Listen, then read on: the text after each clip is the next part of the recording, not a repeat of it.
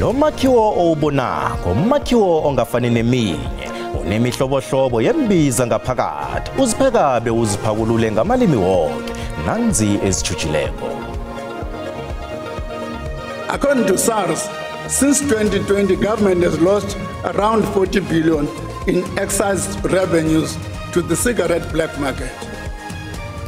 Ungqongqotjhe wezemali u-Enoch Godongwana uthena ngethula isabelo semali saphakathi nomnyaka wazwakalisa ukuthonyeka ngesegerede notshwala obungasisemthethweni obuyingozi ebantwini naphezu komnotho. Every instance where something has to happen in the municipality and HR must do something, if you have an issue, you will be told that I don't want to be shouted at by marshals. Isikhulu salokhu sezabasebenzi kumasipalata weKululeni uXolani Nciza utshale ikomishini kaMadlanga bonabe baharamejwa njengabentwana nakunento abakavubela lingayo nomphathi uDr Mashas. Sijabulile thina njenge-IFP kuyisethulo esicatshangisiswe kahle nesihlasho ngolutho ngani ngokuhlupheka kwabantu ziphawule ngendlela ezihlukahlukeneko nenhlangano zepolitiki ngesabelo semali saphakathi komnyaka.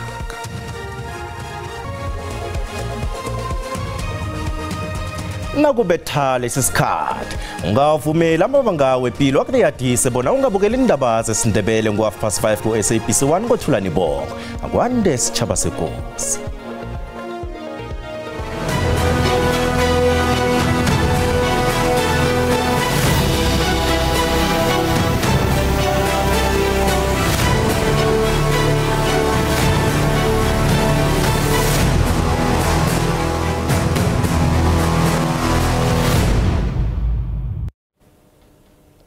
Ungqongqotjhe wezemali u-Enoch Godongwana udzimelele khulu ekutheni amahlelo kahulumende eminyakeni emithathu ezako aqalelele khulu ukuthuthukiswa kwemali zomphakathi, ukunzinza komnotho, ukwehliswa kwendleko zenkolodo nokuthuthukisa amabhizinisi bekuvulwe namathuba omsebenzi. Ubekhulumana ngethula isabelo semali saphakathi komnyaka wathi uhulumende ufuna ukwehlisa ukuhlayela kwesabelo semali nendleko zokuboleka imali kunzinziswe inkolodo begodu kulaqole phambili nokukhutshulwa kwesabelo semali sokuthoma.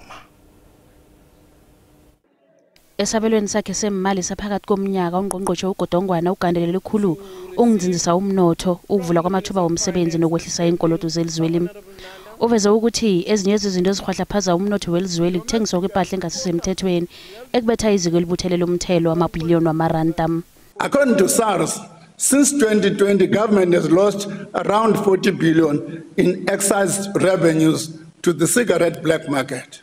uGodongwana uthi sele ibonakala imphumela yokuzibophelela kweSouth Africa enzinziseni inkolodo zomphakathi. Kodwana nanginjalo kusese nabantu abagalaja ihlelo lemali yesibonelelo sikahulumende.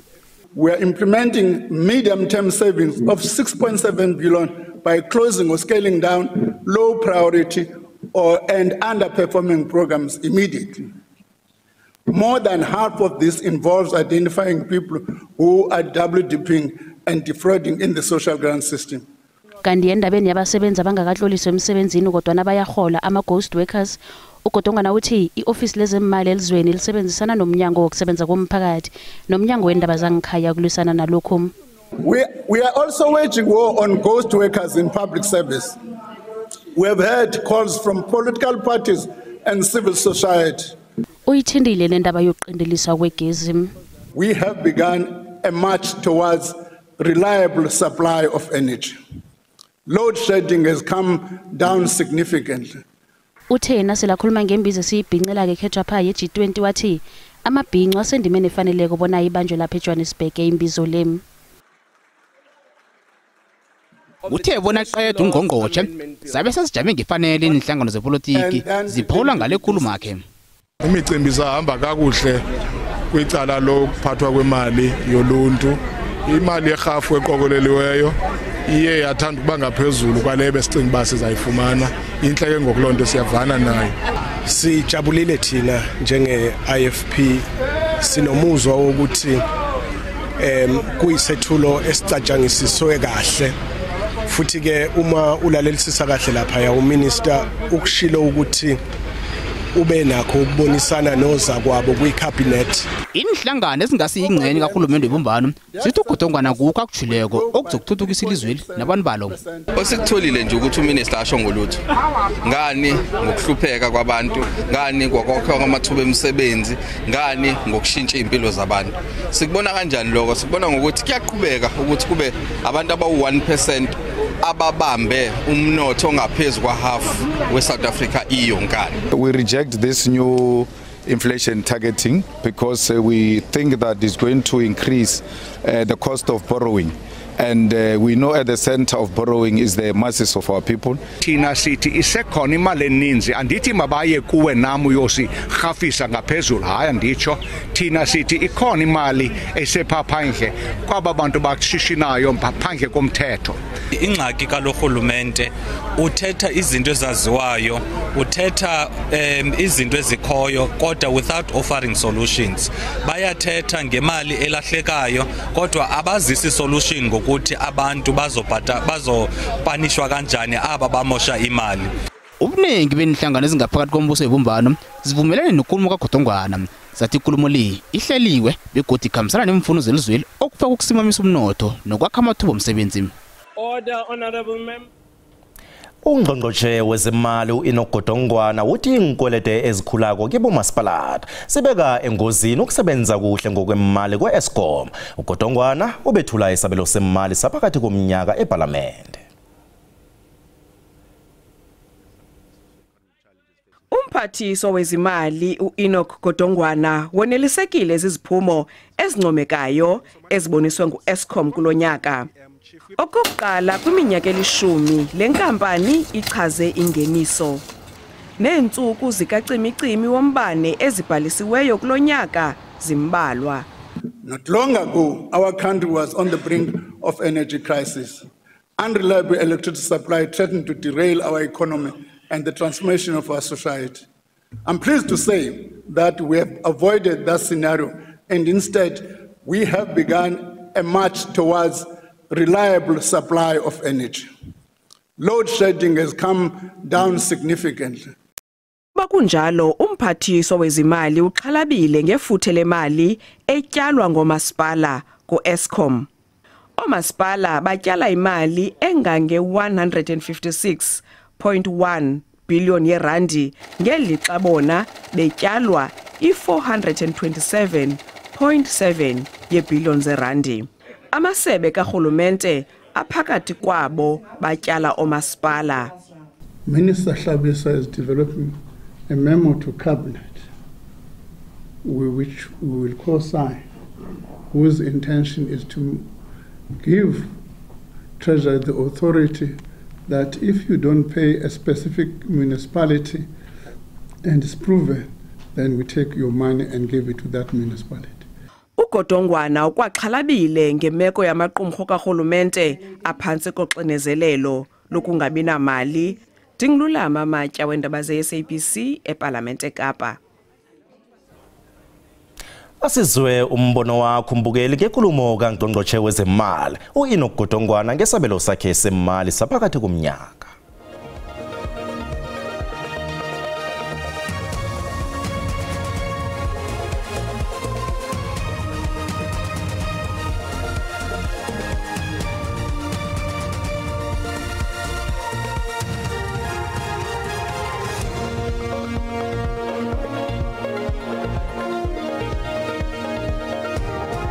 This time andizihluphanga nokummamela ngoba asixhamli nix thina bestek xhamla abantu begrant kuphela. Ithemba lethu selikusars ukuthi khona uthola nokubuthelela inkolodo zayo. Umehluko longanani nalela lahlala ayithula njalo njengeminyaka. Into lehlala yendeka kuhlala kwendeka but ukuthenjiswa but ekugcineni akufezeki yalaba ngasithembisa ngalokho sokujabulele but ekugcineni bese kusifana na zero. Minyaka le kwasoloko kusenziwa uhlahlo lwabiwomali kodwa asithi sizibona iziphumo. Inkulumo inhle yona kuhlupha ngayo njengoba phela ithembiso ezenziwayo kwenziwa ithembiso ezingafezeki. Umbono ngeumbukeli SABC ayizokuthaswa umlando wokuziphendulela kombono wombukeli. Nasibuya entolo. looking for him. We went to them and he was arrested. Uyokuvela ekhotho kokuthoma kusasa umvumi weLimpopo umvumo owaziwa ngelikombo. Umvumi usolwa ngamacala okulinga ukubulala.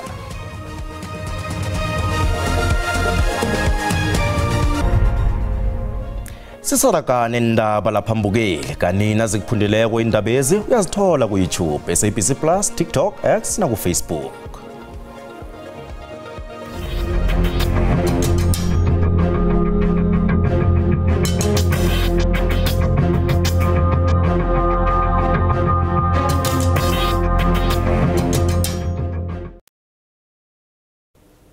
Ikomishini kaMadlanga izwe bona isikhulu samapholisa kaMasipalata weKululeni uJulius Mkhwanazi senza yonke imizamo bona yenziwe ibe semthethweni ikhampani kaVusumuzi Khet Matlala ngaphakathi kwaMasipalata. Ikulumo enjalo ivele nesikhulu salokho sabasebenzi kwaMasipalata lo ucola Nciza obekavele phambi kwekomishini kaMadlanga.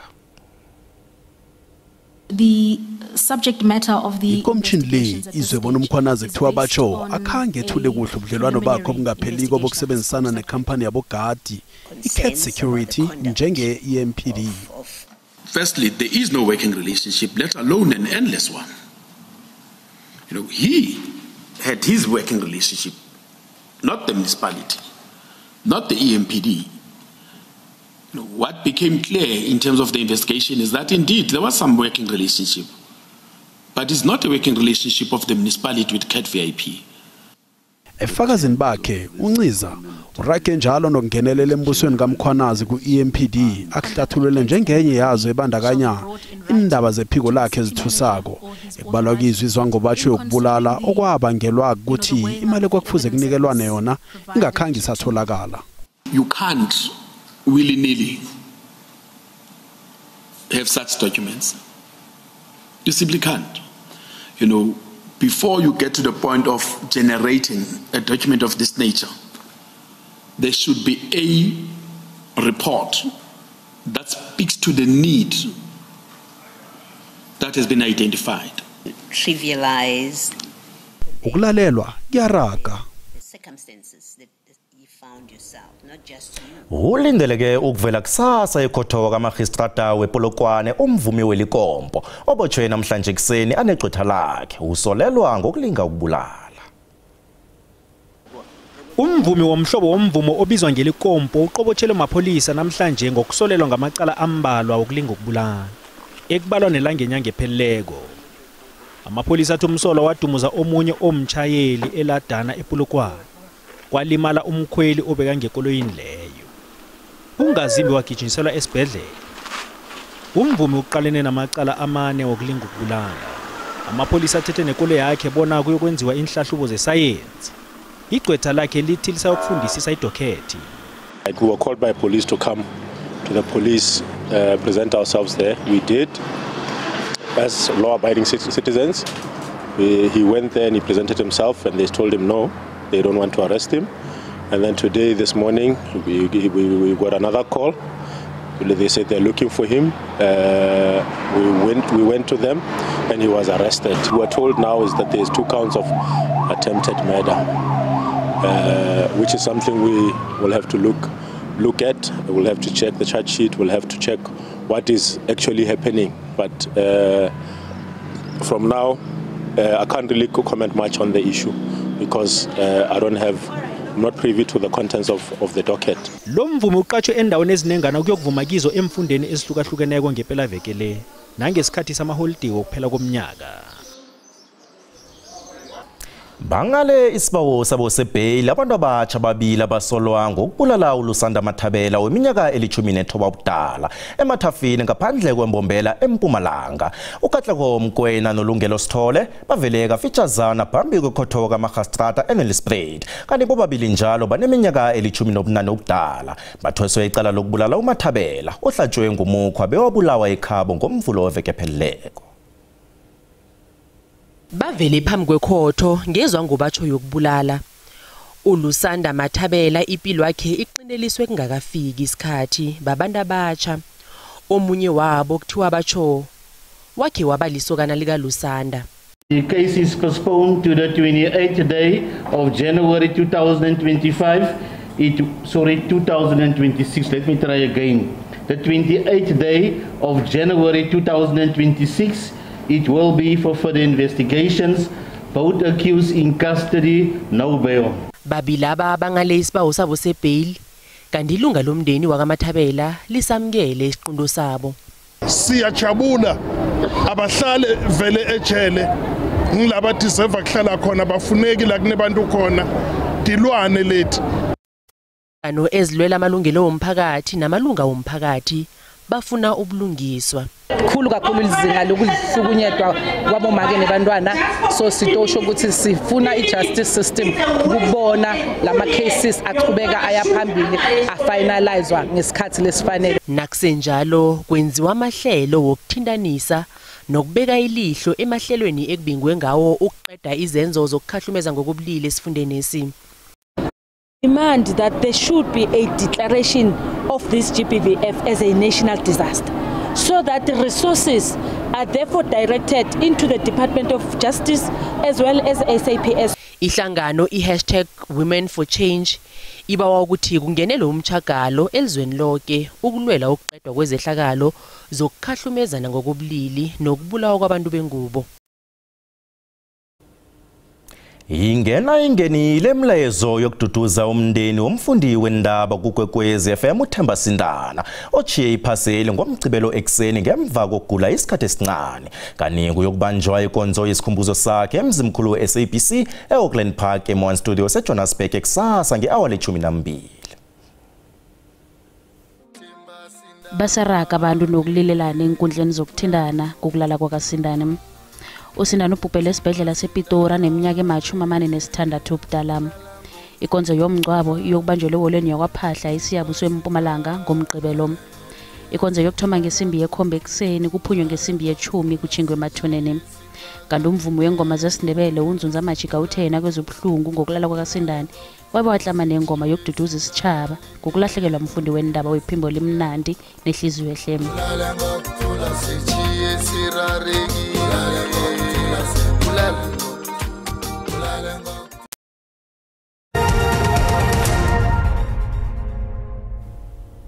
Kezimali iranda liqinile nalinganiswa nezinye imali ezinkulu.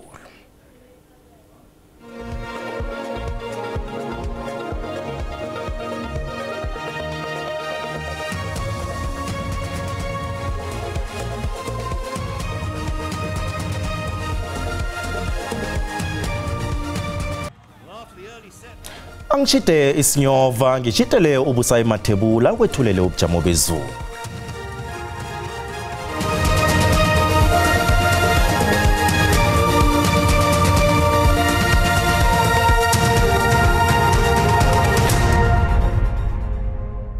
Siyaloshisa ekhaya ngelesithathu napho ubujamo bakho bezulu livulile endaweni ezingetshingalaanga yenarha yeSouth Africa kuthi lapha maphakathi ukuthoma endaweni zabo Bloemfontein lisibekele ngamafu ukufika le endaweni zangaleke ngeKZN nawuthi yaqala ke esifundeni sangale ngeMpumalanga ayathoma amathuba wezulu nge30% ngezinye indawo ukuchinga ngaleke endaweni ezinge Limpopo bophulukwana. Siyokucala ukuthi kusasa khona kunjani izinkomba zomoya ke lezi ozibonako. Kusasa ke amathuba wezulu nakya phakathi nesifunda sangale ngeMpumalanga nge60% mahle kuthi ke ngapha ngeGwini ngale ngeKZN ukufika lapha kubogcebeka nge30% kanti ke ngale kodwa ngeLimpopo silibone nge30% nakhona lapha ke ikungu yentsheje niyelele khulukhulu lapho esifundeni sangale ngeKZN. Siyokucala ukuthi kusasa kunjani sithole lapha isilemukiso ngale ngesifundeni sangetshingalaanga Kapa eGwini elisetshingalaanga sibona lapha ikhonakalo yomlilo umango nalapha endaweni zabo Uppington nemkhawulweni walapha ke endaweni zange Northwest.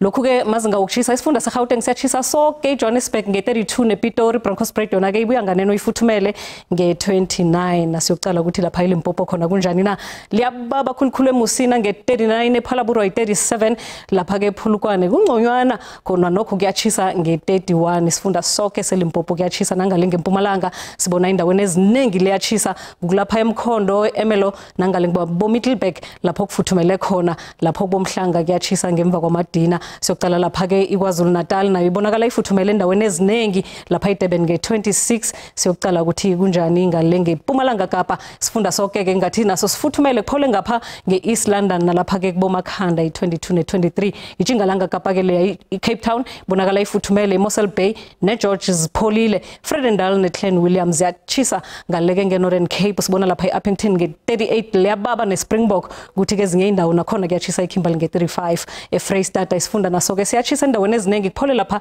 kufuthumele kuhle eViepenar nangale ngeFixburg neBethlehem nge29 kokugcina iNorthwest bonakala ichisa nayo ngemva kwamadina lapha ke endaweni zakuboma Hikeng nge32 asibona nekoti ngesikhathi esilandelako tido